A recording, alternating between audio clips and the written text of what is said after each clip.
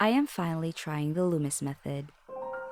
If you Google the Loomis Method, it says that it is a drawing technique developed by Andrew Loomis that uses a grid system and simple geometric shapes to construct the human head accurately from various angles.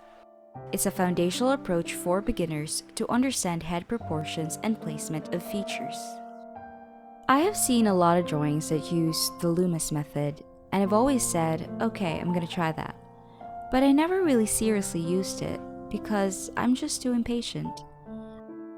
I usually just draw a face, like start with a face shape, then eyes, or eyes first, then nose, just random. It's actually so ironic that I'm impatient and yet I love creating realistic paintings. I mean, one needs years patience to do that style, no? Anyway, so my reference here is a photo of Emmanuel Caralis, or Manolo Caralis. Apologies if I pronounce his name wrong, I'm trying my best. I became a fan of Manolo after watching the 2024 Olympics in Paris. The 2024 Olympics was held in Paris. I watched it on my laptop at home.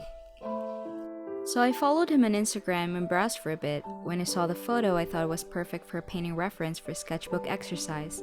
I love the colors and the angle.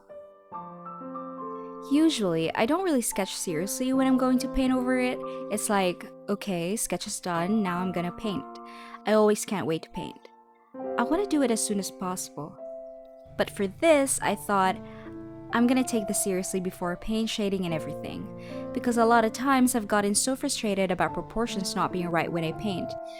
I always think I'm just going to fix the proportions when I paint, but when I'm already painting, I can't fix it anymore. So I'd feel frustrated, then I feel like I want to throw the entire painting away. So I decided, okay, I'm gonna try the Loomis method. Let's see what happens. So I'm starting the sketch with a circle that I'm drawing horizontal lines for eyebrows, eyes, nose, and mouth, like a marking of where they should be or so they'll be aligned, so one won't be higher than the other or something. I'm drawing a line on the center so I can start drawing the nose, the eyebrows, and eyes. Since the camera is below his face, he's looking up. I'm also marking the part where the part under the chin can be seen. I'm drawing his right ear and neck, so basically at this point, I'm trying to put everything that's needed in the image to establish the structure.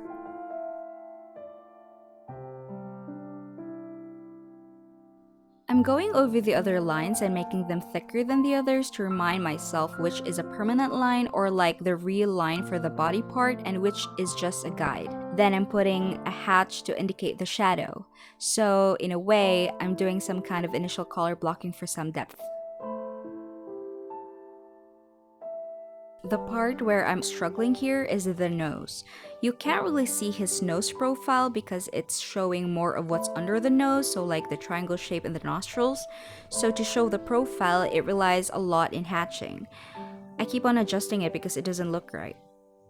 The hatching is so important because it helps me see that it's coming together, especially with this image because he's looking up. Sometimes it's like, wait, this doesn't look right, but then after the hatch, it starts to look right. I feel a little panic and frustration while adjusting the nose, just a little, tiny bit, because I keep on shading it and I'm like, wait, this is getting darker and darker. Am I shading too much? Looking at it, I'm like, it's like I've shaded everything.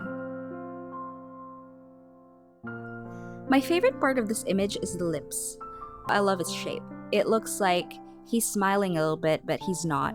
It's actually hard to show that description, so I just really find it interesting. I feel like the mouth is one of the most sensitive part in a portrait because if you add too much or too little shade or you add a stroke or a line that's not quite the right angle, even if the difference isn't that drastic, you can alter the emotion of the face, especially if the emotion is layered and subtle, like very nuanced. For example, drawing a face of a person who's happy or sad or enraged versus drawing a face of a person who is jealous or smiling but throwing daggers at you with his or her stare. I'm enjoying adding different hatches all over his face to show depth. I have never been good in adding different hatches using a pen. It's actually one of my goals, to be good at it. One of my college books, a history book, has a lot of building sketches, and I loved looking at them. They're a mix of hatching, cross-hatching, pointillism, and others. And I just find it so fascinating and beautiful. It looks like it has a soul.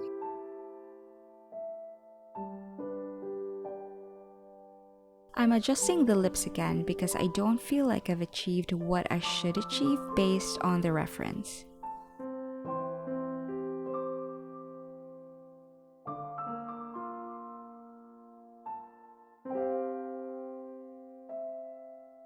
I'm going over previous hatchings to darken it, but honestly, I'm really doing it to trick myself that I'm doing okay. There's a voice in my head that says, add more shade and look better. I think my eyes are doing tricks on me. I don't know.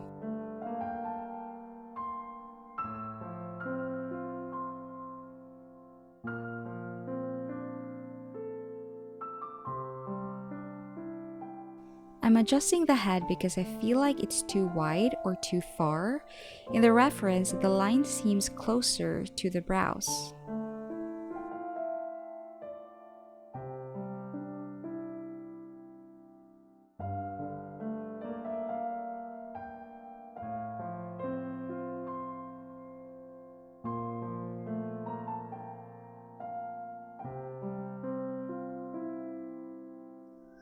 While sketching his hair, I can't help but wonder how I'm gonna paint this. I've never painted this hairstyle before, and in the reference, it kind of has a blurry effect. I'm excited to see how I'm gonna do it.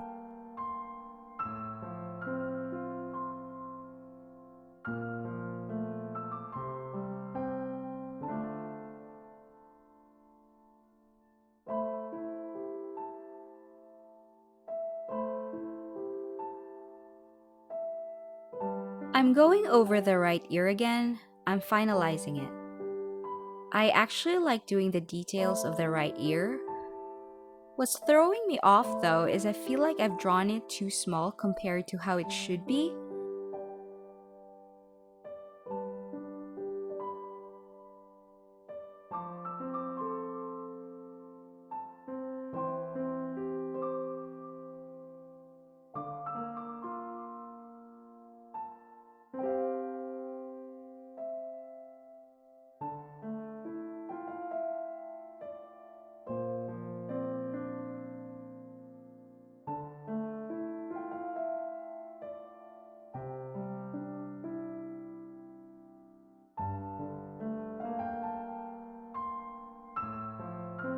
The left ear is also throwing me off.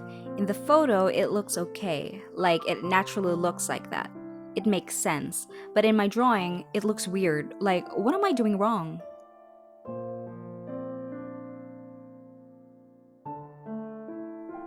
Obviously, the easiest part of this is the neck. Doing the neck feels so relaxing, like I'm on vacation or something. I was debating on whether or not to include his stop or just stop the image around the neck area. I don't really know what that's called, but like, you know that thing that artists do where they don't finish the body part in detail, but instead they just put some color or some brush strokes? It looks undone, but it also looks done at the same time. I actually really like that style.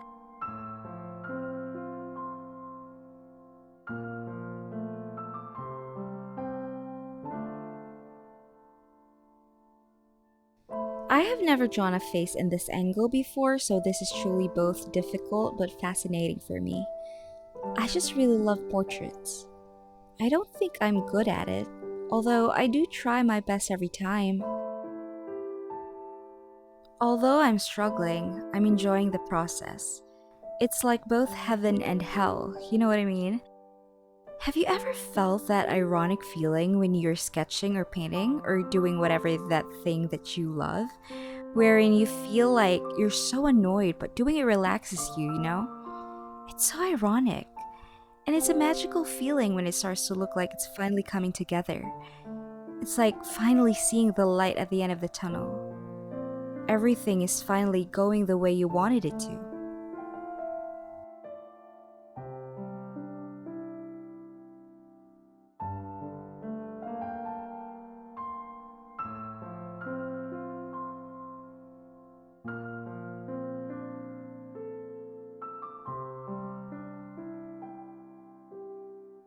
For the background, I'm thinking of adding the Greek flag colors because he's representing Team Hellas, or bronze because he won the bronze medal in the 2024 Olympics. But I don't have bronze paint. I have a limited palette. I saw a video though where you can mix certain colors to get bronze. I'm gonna see if I can do that.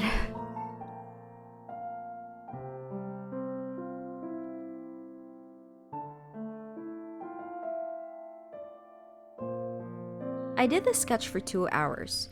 I kept on looking at this sketch and I'm like, I'm done, but there's something wrong and I can't point it out. It bothered me so much. Then I realized there was no hatch on the upper lip. That's why it was off. So I added the hatch and here's the final sketch.